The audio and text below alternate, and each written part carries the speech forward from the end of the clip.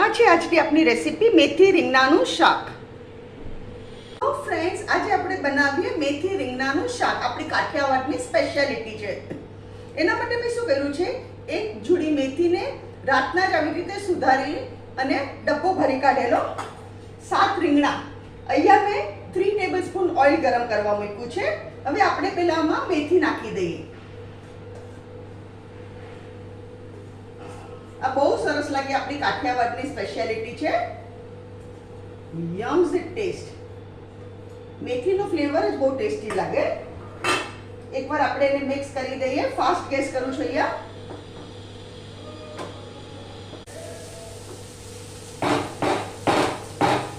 હવે આપણે શું કરીએ, આમાં આપણે બેંગન નાખી દઈએ.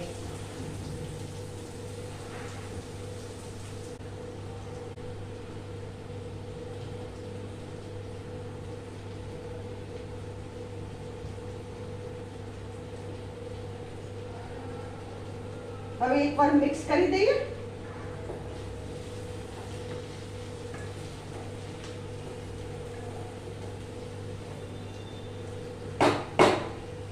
અને હવે આપણે સ્વાદ અનુસાર આમાં મીઠું નાખીએ.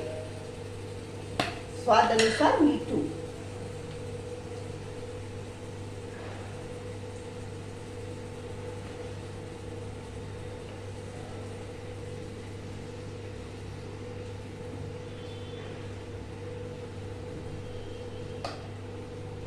ફરીથી એકવાર આપણે મિક્સ કરીએ.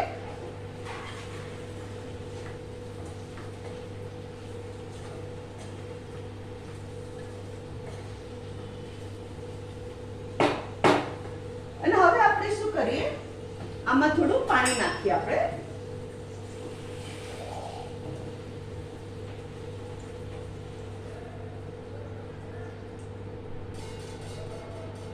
મેં હાફ ગ્લાસ જેટલું પાણી નાખ્યું છે.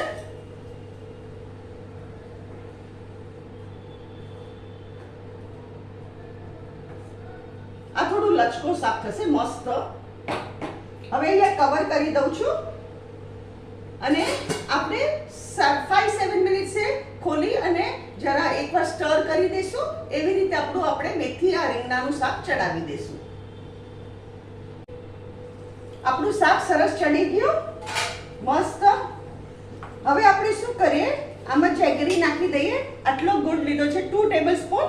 તમે જેટલું સ્વીટ ખાતા હોય ને એટલો ગુડ લેજો.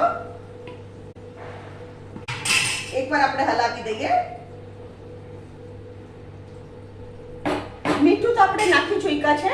હવે આપણે નાખશું લાલ મરચું. તમે જેટલું તીખું ખાતા હોય એટલું. હું અહીંયા નાની ચમચી ભરીને નાખ્યું છે. ધાણા જીરું આ નાની ચમચી ભરીને એકદમ. અને આ હલ્દી પાવડર આ હાફ ચમચી મારી નાની.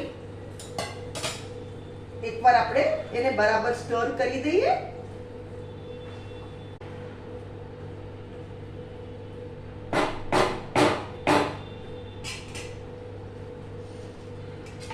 આપણું શાક સરસ થઈ ગયું, એકદમ લચકો અને ડિલિશિયસ.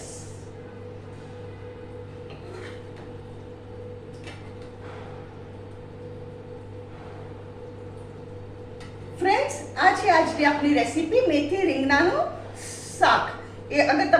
અગર તમને મારી રેસીપી પસંદ આવે તો કમેન્ટમાં જરૂરથી લખો અને મારી ચેનલને જરૂરથી સબસ્ક્રાઇબ કરો.